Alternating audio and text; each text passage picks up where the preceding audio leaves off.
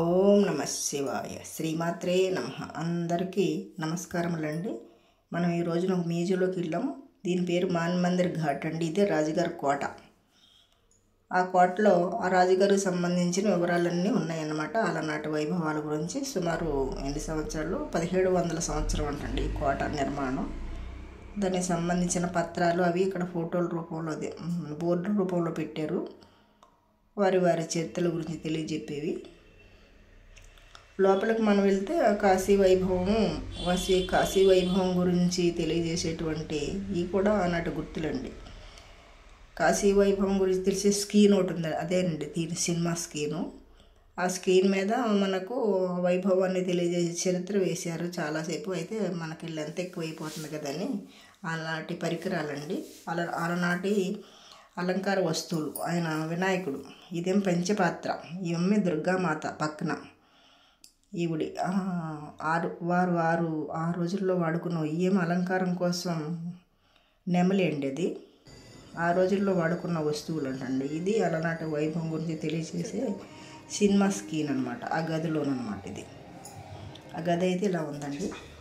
ఆ గదిలో దీన్ని కాశీ వైభవం గురించి, ఋషి వైభవం గురించి తెలియజేసే ఒక విధంగా చెప్పాలంటే సినిమా అదే డాక్యుమెంటరీ అనమాట.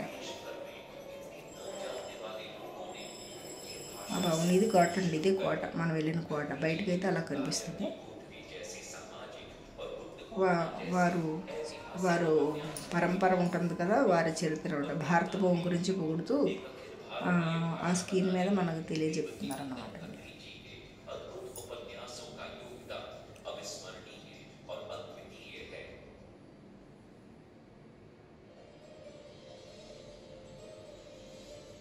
ఇవన్నీ మహనీయుల పుస్తకాలండి. వాటి చరిత్రను తెలియజేసే పుస్తకాలు అన్నమాట. ఇవన్నీ పెద్ద పెద్ద పుస్తకాలు. వాటి వైభవాన్ని కూడా తులసీదాసు, కబీర్దాసు ఇలా వైభవాన్ని కూడా అక్కడ చెప్పారు ఆ స్క్రీన్ మీద. ఇదేమో అలనాడు రాజులు వాళ్ళు సంగీత కచేరీలు చేసుకునే పరికరాలు అంటండి ఇవన్నీ. ఆ పరికరాల గురించి, ఆ శిష్య పరంపర గురించి కూడా ఇక్కడ అప్పుడు కళాపోషణ ఎక్కువ ఉండేది కదండి. దాని గురించి ఎవరైతే స్కీమ్ కూడా ఉంది అక్కడ. ఇది వీణ, అలనాటి వీణ.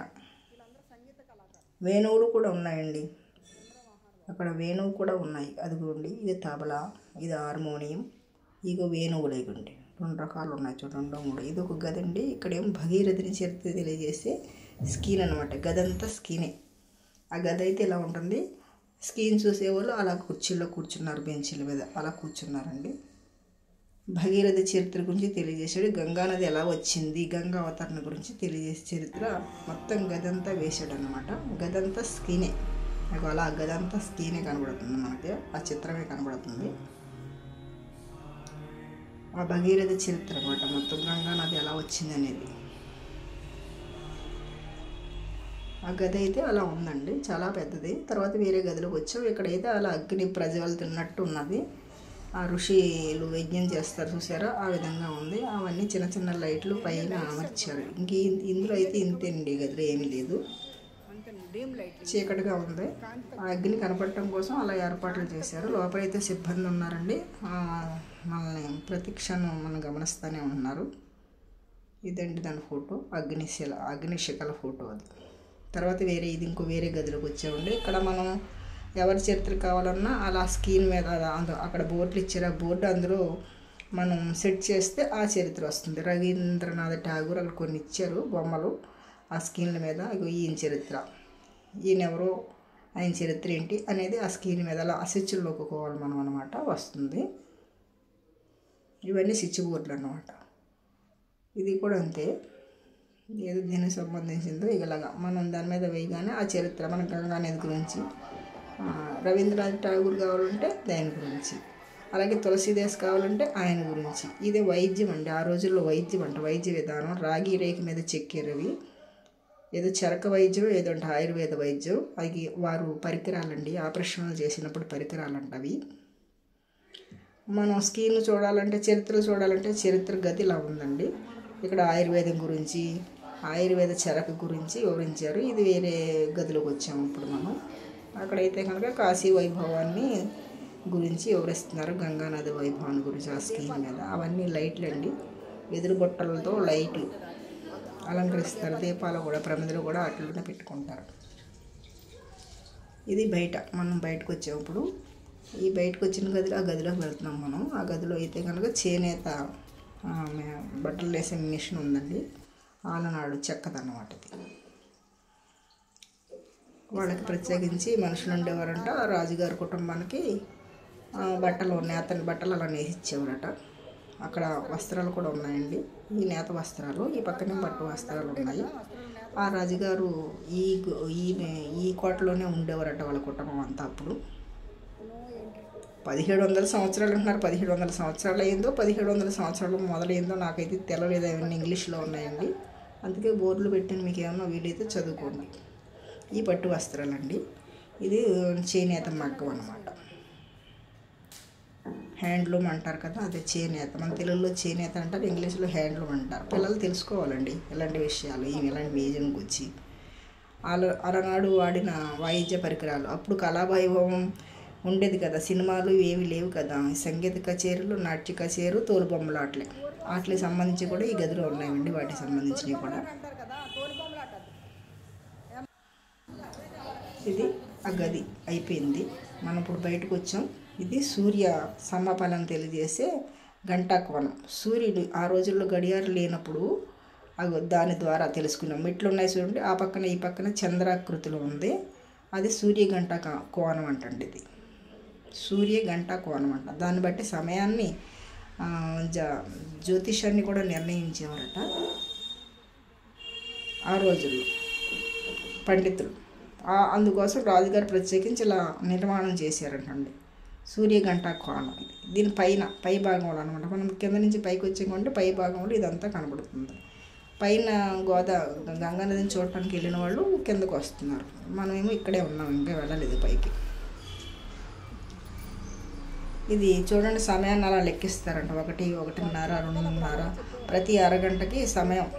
దాన్ని బట్టి ఆ నీడను బట్టి దాన్ని బట్టి సమయ పాలన ఎలా. ఆ సూర్య గంటా కోణం అంటండి. తర్వాత చంద్ర గంటా కోణం, నక్షత్ర గంటా కోణం.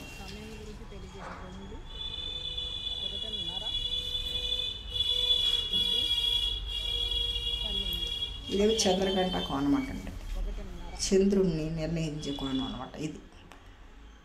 అలా రౌండ్ ఆకారంలో ఉంది. ఇది కిందకి వెళ్ళే మార్గం అన్నమాట.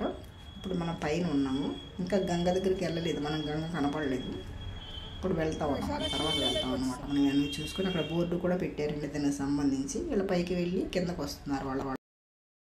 పరమాత్మ పుట్టించిన మానవుడికి ఎన్ని తెలివితేటలు ఉంటే మరి ఇన్ని జీవరాశులు సృష్టించిన పరమాత్మకి ఎన్ని తెలివితేటలు ఉండాలి, అవునా కదా. సమయపాలన గురించి తెలియచెప్పే యంత్రాలు. అబ్బాయి నాకు పరిచయం అబ్బాయి. ఇది చూడండి, తెలుగులో పెట్టాను. చక్ర యంత్రం అంటారంట వీటిని. ఇది చక్రం, చంద్ర యంత్రం అండి. చంద్ర చక్ర యంత్రం. అది సూర్య చక్ర యంత్రం. ఇది నక్షత్ర చక్ర యంత్రం. దానికి సంబంధించిన వివరాలు కూడా ఇక్కడ ఉన్నాయి.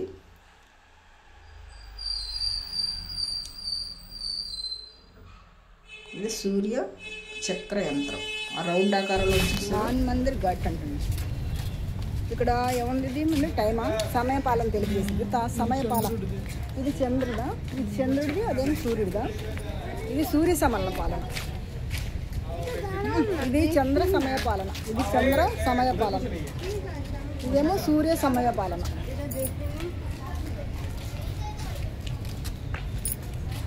ఇది సూర్య సమయపాలన తయారు చేసి మనం ఎలా వచ్చాం, ఇదే కదా.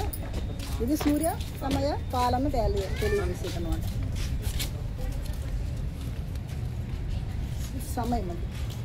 పూర్వం రోజుల్లో మనకి గడియారాలు లేని సమయంలో మహారాజుల కాలం టైంలో అన్నమాట. ఎన్ని సంవత్సరాలు అయింది ఇప్పటికే?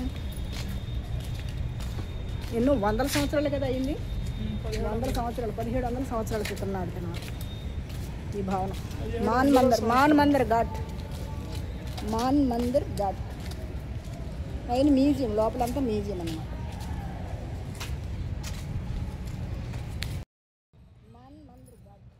ఈ కోట కోట పైన అన్నమాట. అది మెట్ల ఉండి అటు ఇటు అర్ధచంద్రంగా ఉన్న సూర్యుని గంట కోణం, ఉత్తర రౌండ్గా ఉన్నది చంద్రు గంట కోణం, ఇక త్రిభుజాకారంలో ఉన్నదేమో నక్షత్ర గంట కోణం అంటండి.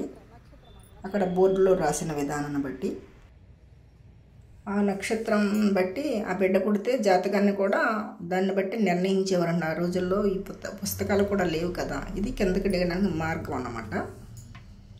మనం ఈ మెట్లు ఎక్కి పైకి వచ్చాం, కిందకి దిగితే ఇలా ఉంటుంది. అలనాటి ఆ కట్టడాలు, ఆ తలుపులు, ఆ కిటికీలు, ఆ చెక్కలు, ఆ చుట్టూ అంత ప్లేస్ అనమాట. పైన అంతా ఓపెన్ ప్లేసే, పైన ఏమీ లేదు.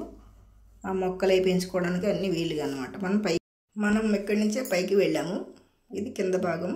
ఆ లోపల గదుల్లో చూసాం కదండి, అది ఆ పరికరాలన్నీ, ఆ స్క్రీన్లు అన్నీ చూసాం కదా. చరిత్రలు తెలియజెప్పే, వాళ్ళ వైభవాన్ని తెలియజెచ్చే వస్త్రాల గురించి, కత్తుల గురించి, సంగీత పరికరాల గురించి అవన్నీ లోపల ఉన్నాయి.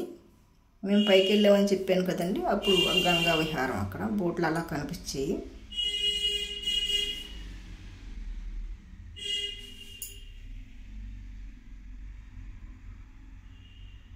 అది గంగామాతకి అందరూ నమస్కరించుకుందాం. అక్కడ నాకు పరిచయమైన అబ్బాయి అని చెప్పాను, నాకు కూడానే ఉన్నాడు. ఆయన కూడా అందరికీ నమస్కారాలు, ధన్యవాదాలు తెలుపుకుంటూ మీ నాగశివాని. ఉంటున్న గెస్ట్ హౌస్ ఫోన్ నెంబర్ అండి, రోజుకు 200. నన్ను కొంతమంది అడిగారు నెంబర్ పెట్టమని, అందుకే పెట్టానండి. అందరికీ ధన్యవాదాలు, నమస్కారాలు.